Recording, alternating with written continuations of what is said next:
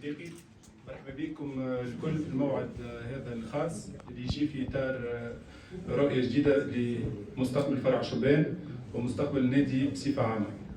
يشرفني اليوم اللي نكون معاكم في هذا الموعد المهم اللي يجمع بين التاريخ العريق، الحاضر الواعد، والمستقبل اللي نحبوه ان شاء الله الناجح.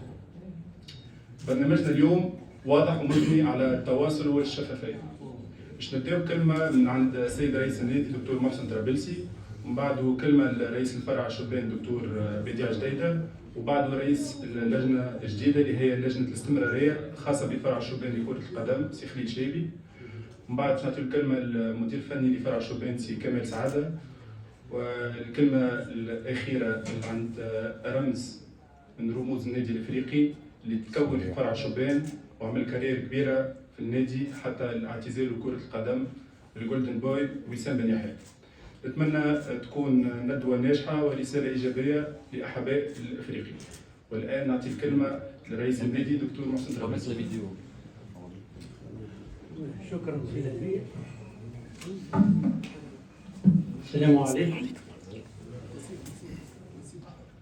السادة والسيدات الإعلاميين، أحباء النادي الإفريقي، مسؤولين النادي الإفريقي الموجودين حاليا والسابقين واللي باش يجيو. كذلك نرحب باللاعبين الشبان اللي وقع انتدابهم بحذانا مع أوليائهم.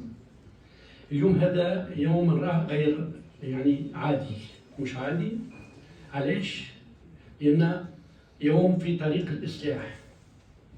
احنا في النادي الإفريقي شفنا المشاكل اللي مرينا بها اللي خلت النادي الإفريقي ما ينجمش يبني مستقبله. تعبنا برشا.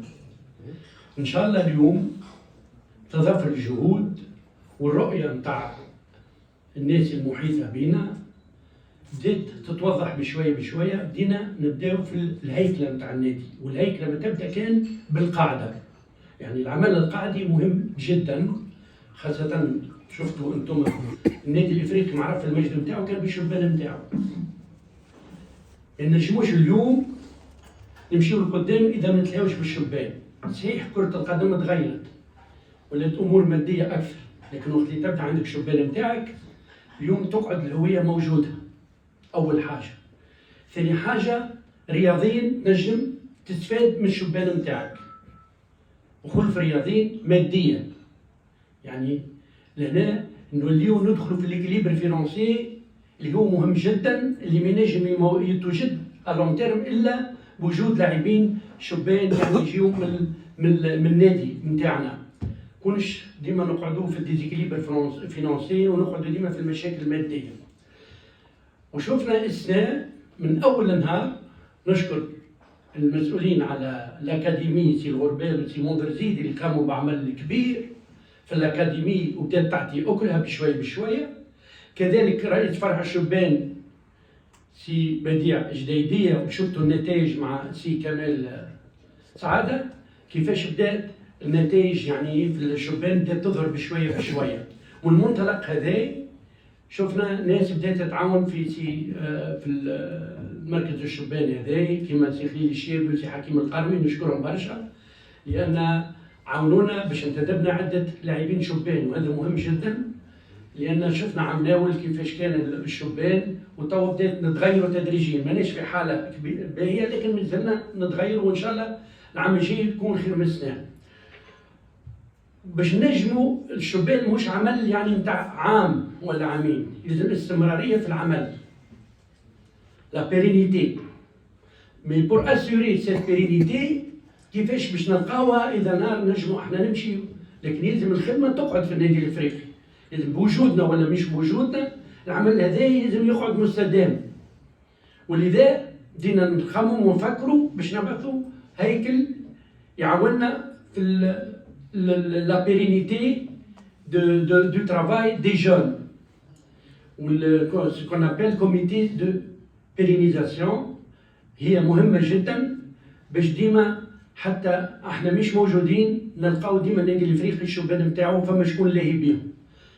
سو كوميتي ماشي هي باش تكون باش تحل محل الاداره، لكن باش تكون ان سوتيان sur tous les plans جوريديك فينانسي في كل حتى ميم لونكادرمون دي جون. احنا اليوم احنا نادي الافريقي ماهوش نادي رياضي فقط لكن تربوي ثقافي كل شيء. يعني لازم اولادنا نسلاو زاده باللونكادرمون سكولير نتاعها حاجه مهمه برشا.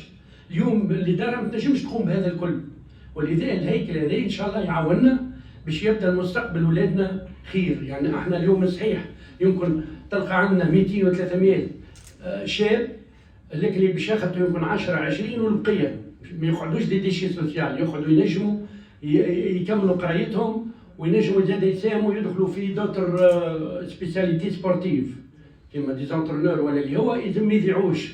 لان احنا كيما نراو اولادي هذوكم اولادنا يلزمنا ندافعوا عليهم. ولذا الخدمه هذه نتاع الكوميتي دو بيرينيزاسيون ان شاء الله باش تساهم في كل ما يحيط بالشبان هذوما. وجودكم لهنا يفرحني برشا.